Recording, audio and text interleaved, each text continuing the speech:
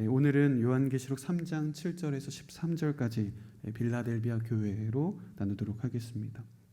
오늘은 소아시아 7교회 가운데서 저희가 6번째 빌라델비아 교회를 살펴봅니다.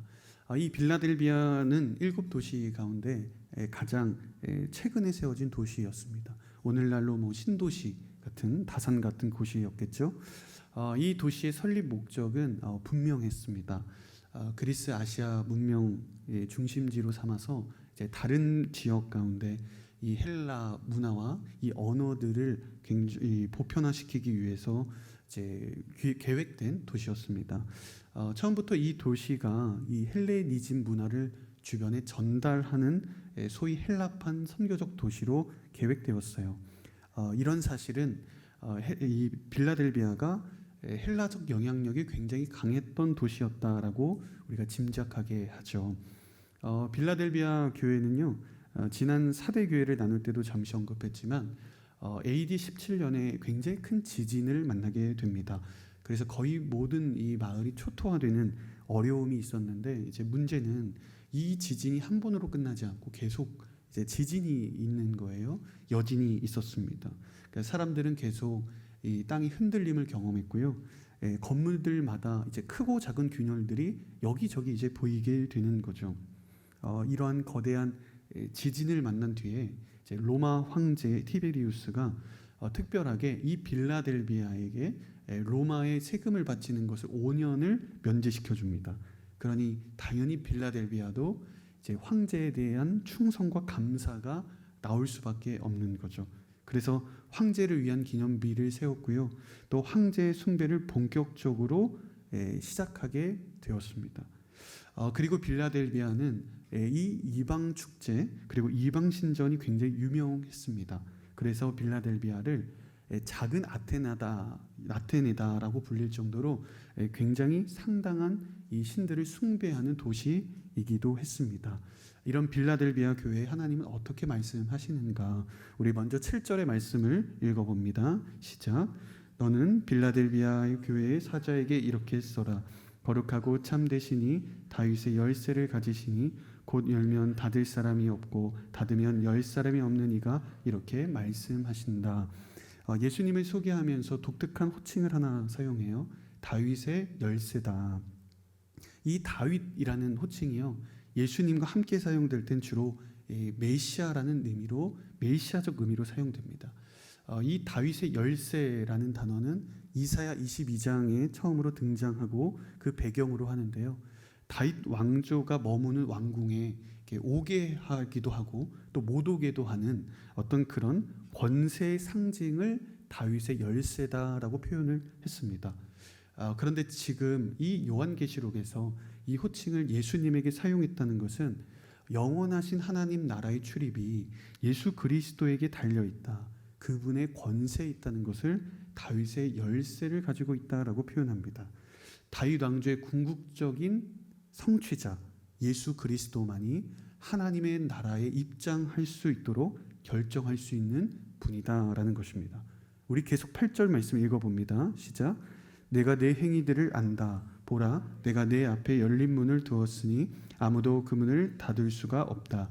이는 내가 힘이 약한 가운데서도 내 말을 지키고 내 이름을 부인하지 않았기 때문이다. 아멘. 열린 문이라는 의미를 당시 배경을 통해 살펴보면 훨씬 더 이해가 쉽습니다. 당시 그리스도인들은요, 로마 제국으로부터 굉장히 큰 핍박을 받았는데, 그런데 역설적으로 로마의 박해보다 훨씬 더 심한 박해자가 있었어요. 유대인들이었습니다. 당시 로마는 어느 정도의 종교 포용 정책을 했거든요. 자신이 점령한 지역에 있는 그 신들 어느 정도를 인정해주고 받아들였어요.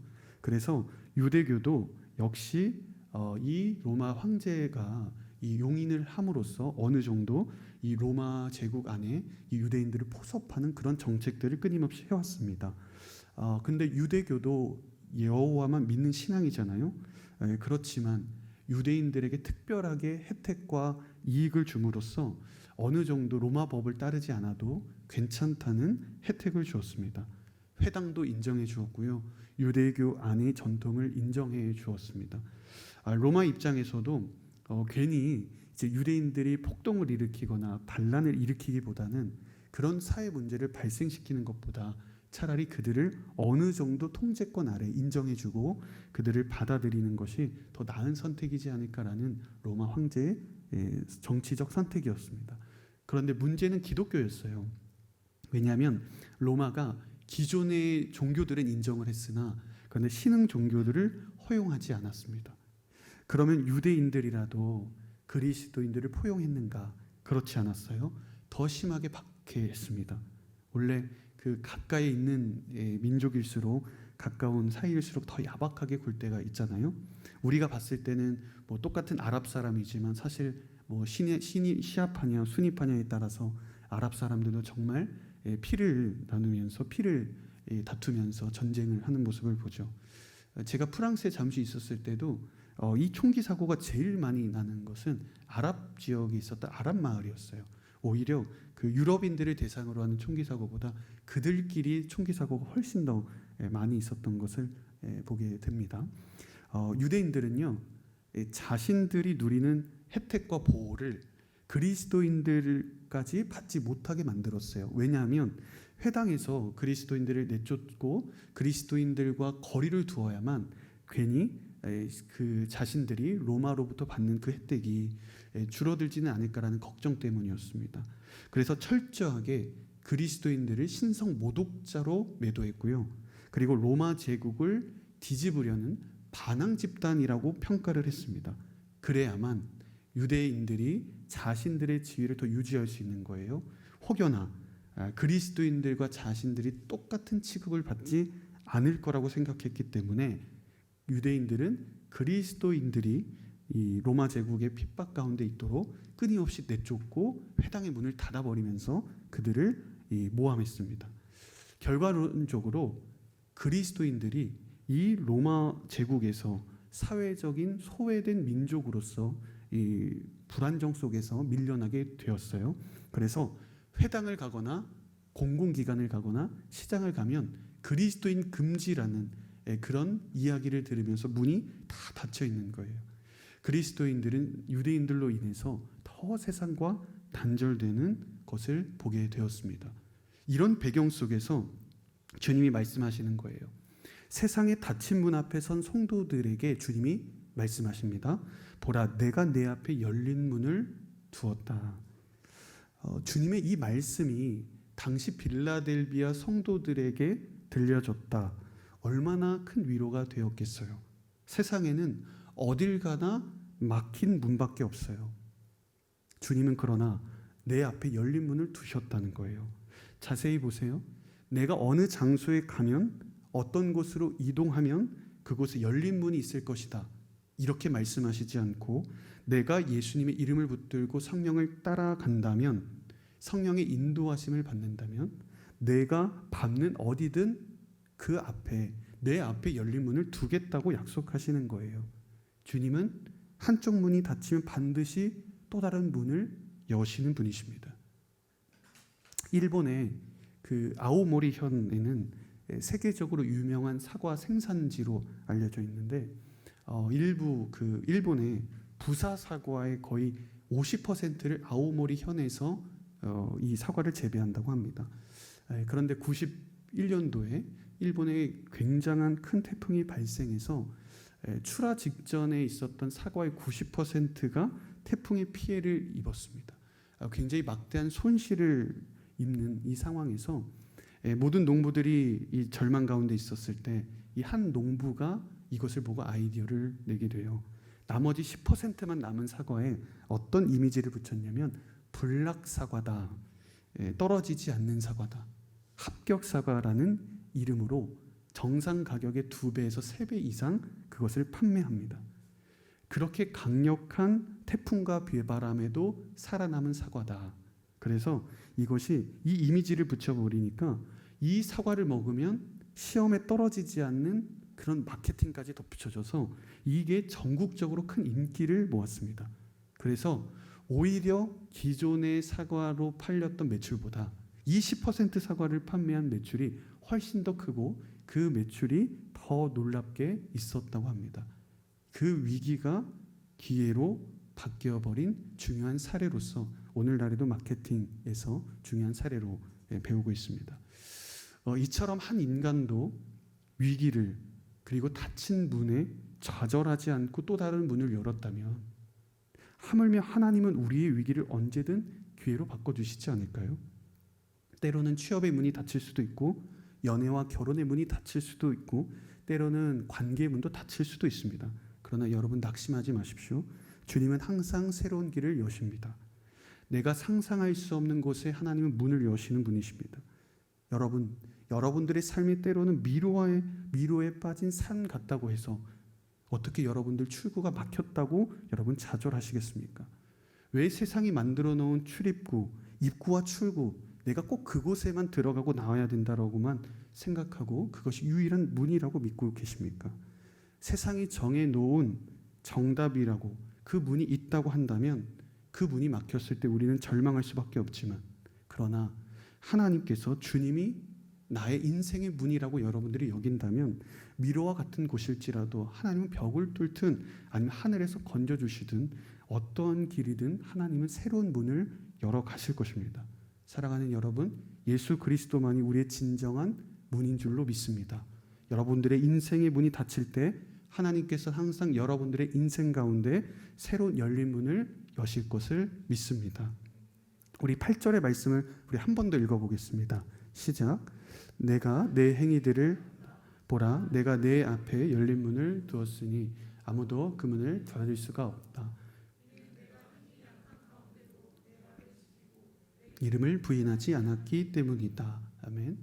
그 본문은 빌라델비아 교회를 힘이 약하다라고 표현합니다. 개역 개정에서는 작은 능력이다, 적은 능력이다 이렇게 표현을 합니다. 지난주에 저희가 사대 교회를 살펴봤는데 빌라델비아 교회는 사대 교회와는 다르게 상대적으로 규모도 작고 열악한 환경 가운데 있는 성도들이 많았던 것 같습니다.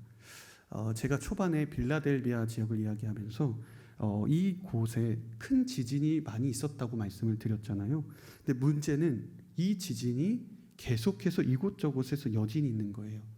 담벼락 사이에 틈새가 계속 벌어지고 있습니다. 여러분 이런 곳에서 누가 살고 싶겠어요? 위험하잖아요. 그래서 대부분의 사람들이 빌라델비아를 떠나서 주변의 비옥한 땅에 가서 농사를 짓기 시작해요. 인구 유출이 굉장히 상당했다고 합니다. 그런데 지금 빌라델비아 교회가 그 가운데 있잖아요. 그러면 새로운 지역으로 이사 가기가 상대적으로 어려웠던 사람들이 이 빌라델비아 교회 가운데 많이 남았을 것으로 추정을 합니다. 그런데 놀라운 건 예수님이 이 작은 능력만 있는 교회를 굉장히 칭찬하셨다는 데 있는 거예요.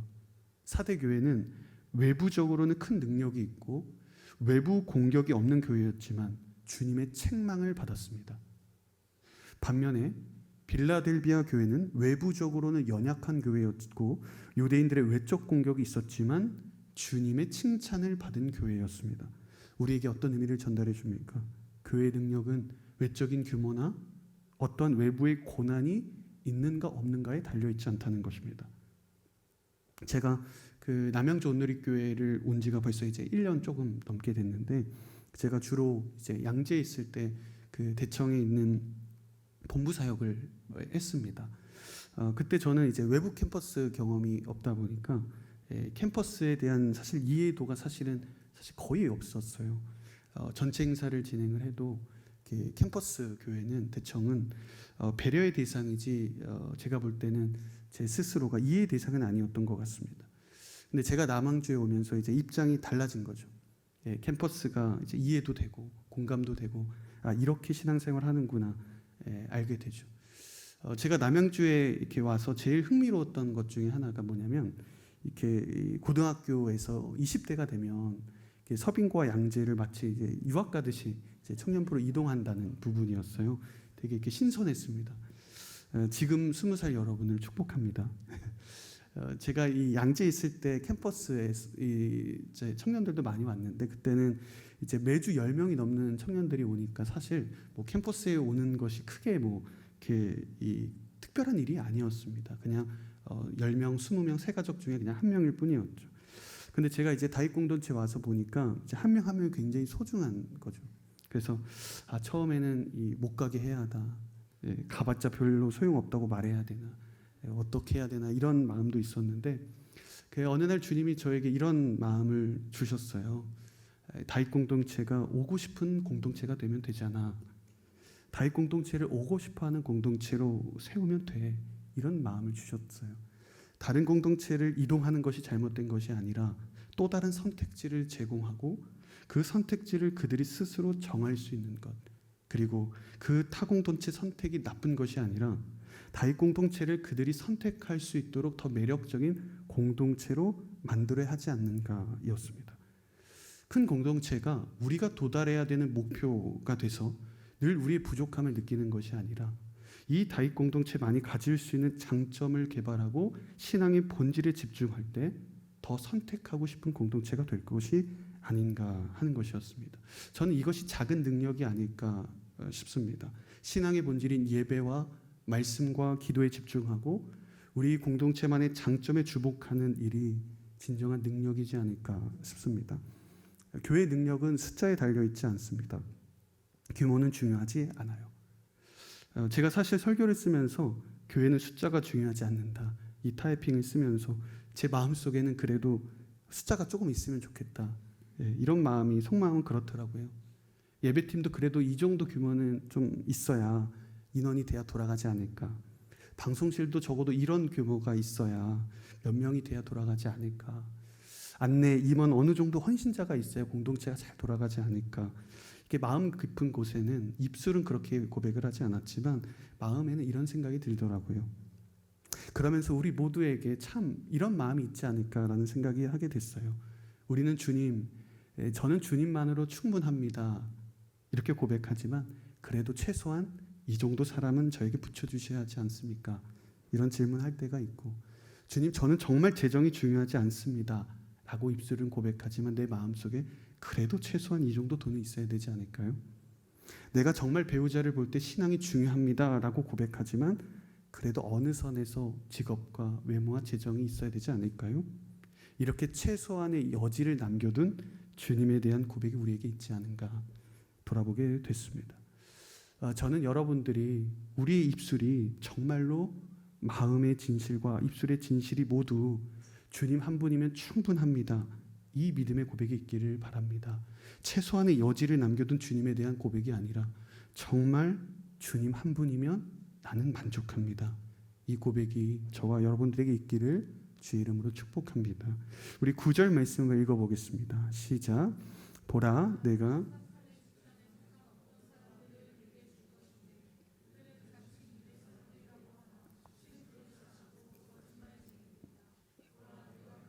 내 발 앞에 끊어 없어뜨리게 하고 내가 너를 사랑하는 줄을 알게 할 것이다.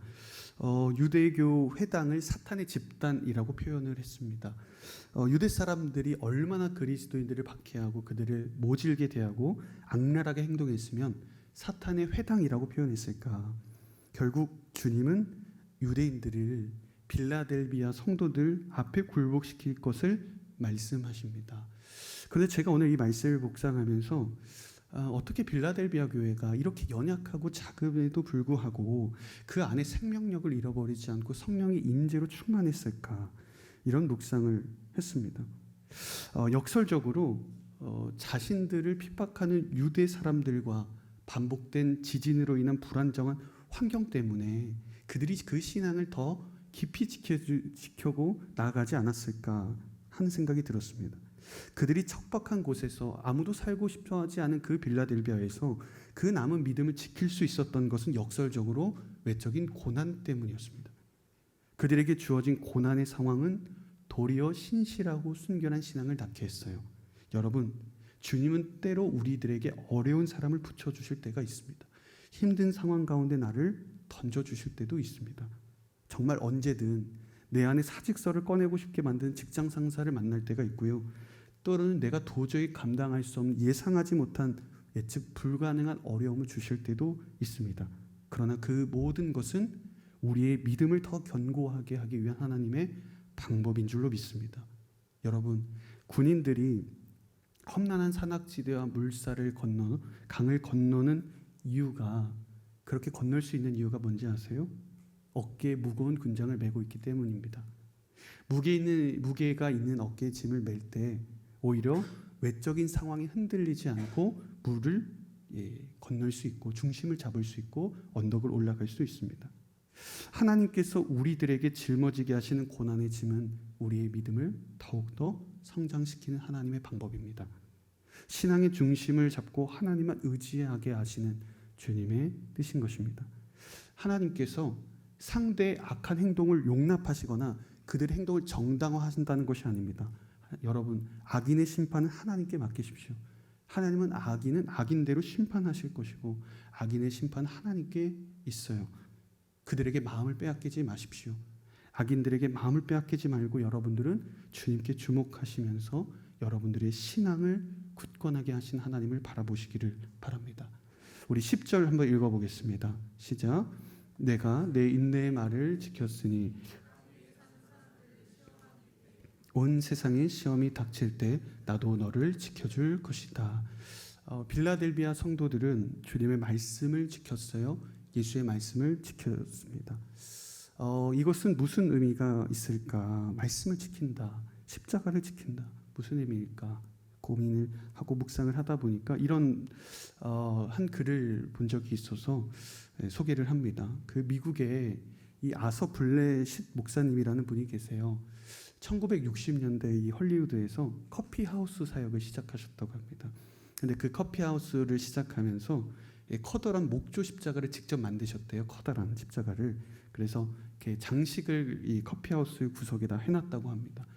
굉장히 아끼는 십자가였나 봐요. 매일 오고 가면서 만지고 닦으면서 그 십자가, 목조로 만든 그 십자가를 늘 품고 계셨던 거죠. 그런데 하나님께서 어느 날 이 아서 블레신 목사님에게 나타나서 이 얘기를 하시더랍니다. 그 십자가를 떼어서 등에 메고 세계 전역을 다녀라. 목사님은 그 말씀대로 순종했어요. 훗날 이렇게 말했다고 합니다. 그걸 짊어지고 온 세계를 다닐 줄 알았다면 작게 만들었을 것입니다. 이 아서 블레신 목사님이요, 40년이 넘는 시간 동안 전 세계를 돌며 나무 십자가를 지고 7대륙을 횡단했습니다. 315개의 국가를 횡단한 거예요. 그래서 전 세계의 가장 긴 행보라는 기네스북에 올라와 있습니다.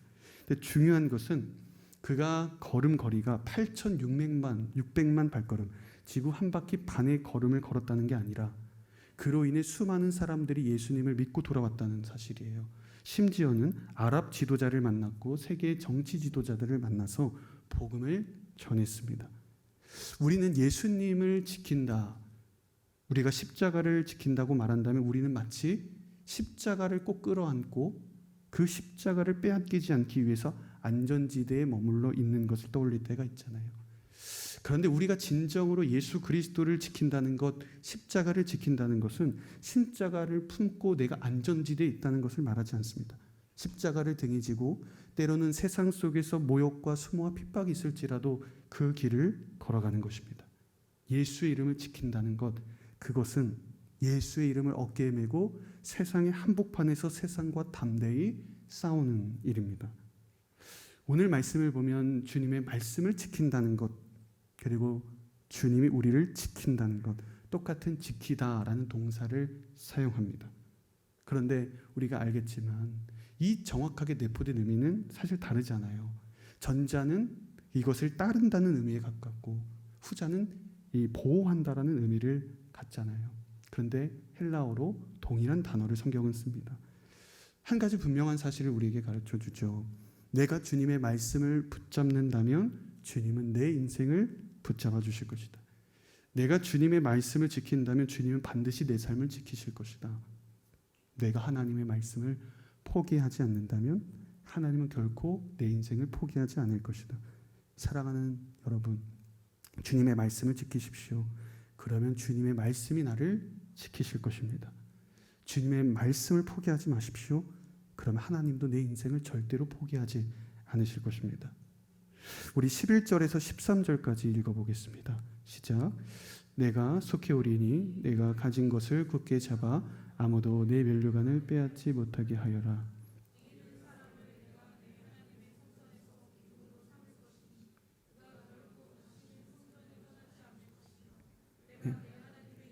내 하나님의 도성 곧 하늘에서 내 하나님께로부터 내려오는 새 예루살렘의 이름과 내 새 이름을 그 사람 위에 기록할 것이다. 귀 있는 사람은 성령이 교회들에게 하시는 말씀을 들어라. 아멘. 하나님은 주님의 말씀을 붙들고 믿음을 지켜나간 성도들에게 세 가지의 축복의 약속을 전해주십니다. 첫 번째는 속히 오십니다. 하나님은 속히 오실 것이다. 여기서 속히 오다라는 것은 예수님이 다시 오실 재림을 뜻하기도 하지만 더 정확하게는 현재 임하는 성령의 임재를 뜻합니다. 주님은 언제든 주님의 말씀을 지키고 신실하게 살아가는 성도들이 주의 이름을 부를 때 하나님은 속히 내 삶에 임재하십니다. 그래서 그 임재 속에서 우리를 통치하시고 보호하십니다. 예수님의 이름을 부인하지 않는 사람들에게 하나님은 항상 성령의 임재로 동행하신다는 것입니다. 두 번째 약속은 성전의 기둥이 되게 하겠다입니다. 12절을 보세요. 내가 내 하나님의 성전에서 기둥으로 삼을 것이다. 성전의 기둥으로 영원히 세워질 것이다. 지금 빌라델비아 성도들은 날마다 지진 가운데 흔들림 속에 건물이 여기저기 금이 가는 상황 속에 두려움 가운데 살고 있었습니다. 당시에는 오늘날처럼 내진 설계도 없었겠죠. 그 지진의 피해가 상당히 큰 거예요. 그런데 예수님이 말씀하시는 거예요.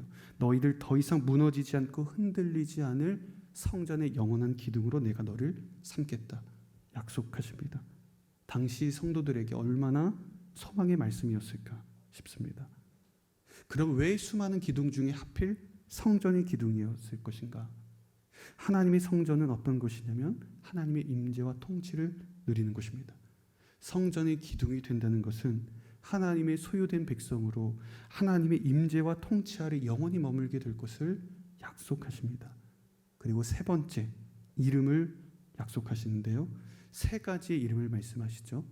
하나님의 이름, 새 예루살렘의 이름, 예수님의 새 이름. 이 이름을 성도들 위해 기록할 것이다. 이것은 그분의 하나님의 소유를 의미합니다. 이름을 기록한다는 건 그 사람이 나의 소유가 될 것이다 라는 뜻입니다. 그리고 하나님이 함께 하시고 임재하실 것이다 라는 것을 이야기합니다. 종합해 보면 11절과 12절에서 주님이 말씀하시는 것은 실제 지진이 마치 일어나듯 영적인 지진으로 끊임없이 흔들리는 세상 속에서 예수 그리스도를 믿고 그분의 이름을 포기하지 않고 성령의 임재를 사모하는 이들에게 영원한 하나님의 임재와 통치를 내가 약속할 것이다. 이 말씀인 것입니다. 말씀을 오늘 묵상하면서 이 빌라델비아 교회에게 주신 하나님의 이렇게 축복을 보니까 늘 그 자리 위에서 아래로 내려오는 것이더라고요. 내가 지진이 나는 그 지역에서 새로운 안전한 곳으로 옮겨주시겠다, 또는 유대인들의 박해가 없는 곳으로 이동하게 하시겠다, 이렇게 말씀하시지 않아요? 보세요. 내가 머문 그 자리에서 속히 올 것이다, 임재할 것이다, 그리고 하늘의 새 이름을 내려줄 것이다, 이렇게 말씀하십니다. 하나님이 보실 때 성도들에게 주시는 가장 큰 축복은 하나님의 임재이기 때문이에요. 성령의 임재는 절대로 내 사명의 자리를 외면하게 하거나 회피하게 하거나 도망가게 하지 않습니다. 오히려 그 자리에서 세상의 유혹과 공격 앞에 우리가 승리하게 하시는 주님의 임재입니다. 사랑하는 여러분, 빌라델비아가 겪었던 진짜 고난은 사실 땅의 지진이 아니죠. 세상이 흔드는 영적인 지진이 사실은 빌라델비아 성도들에게 가장 큰 고난이었죠. 빌라델비아 성도들은 어딜 가나 문이 닫혀 있음을 본 사람들이에요. 아니, 그 세상의 문이 닫힐 것을 각오하고 믿음의 길을 떠난 사람들입니다. 내가 예수님을 믿으면, 내가 주님의 약속을 따르고 말씀을 따르면 출세의 문이 닫힐 것을 알고 있었습니다. 세상적으로 성공의 문이 막힐 것이라는 것도 알고 있었고요. 관계 문이 닫힐 것이라고 알고 있었습니다. 하지만 끊임없이 자신들의 믿음을 흔들리지 않는, 그 믿음을 굳건하게 지키며 나아간 거예요. 비록 세상은 영적인 지진으로 끊임없이 빌라델비아 성도들을 흔들었지만, 그러나 빌라델비아 성도들은 같이 흔들리지 않았어요. 그 마음의 중심에 예수 그리스도를 굳게 붙드는 성령의 임재를 사모했기 때문입니다. 사랑하는 여러분, 저희가 계속 요한계시록의 말씀을 나누고 있잖아요. 계시록의 말씀이 사실 우리의 마음을 편하게 하지는 않아요. 기왕이면 성공과 축복과 은혜의 말씀만 들으면 좋겠지만, 우리가 지금 7교회를 보면서 책망, 회개, 인내, 고난, 박해, 이런 메시지들만 우리들에게 주시고 있잖아요. 그런데 저는 여러분들에게 말씀드립니다. 이 계시록의 말씀이 여러분들에게 참 거룩한 불편함과 거룩한 부담감이 되면 좋겠다는 생각이 있습니다. 때로는 찔리는 말씀, 때로는 회개케 하는 말씀, 때로는 나를 돌이키게 하는 말씀이 되었으면 좋겠어요. 그래야 우리가 살기 때문이에요. 그래야만 우리가 진정으로 다시 살아날 수 있습니다. 오늘도 여전히 저는 여러분들에게 거룩한 불편함으로 말씀을 맺고자 합니다. 세상의 문이 닫히는 경험이 있어도, 아니 세상의 문이 닫혀도 나는 주님의 길을 따르겠습니다. 출세와 성공의 문이 닫혀도 나는 주님의 이름을 따라 살겠습니다. 내 인생에 어떠한 고난과 지진이 와도 내 몸이 흔들릴지언정 내 신앙과 내 영혼은 결코 흔들리지 않겠습니다. 이 믿음의 결단이 저는 오늘 여러분들에게 있기를 주님의 이름으로 축복합니다.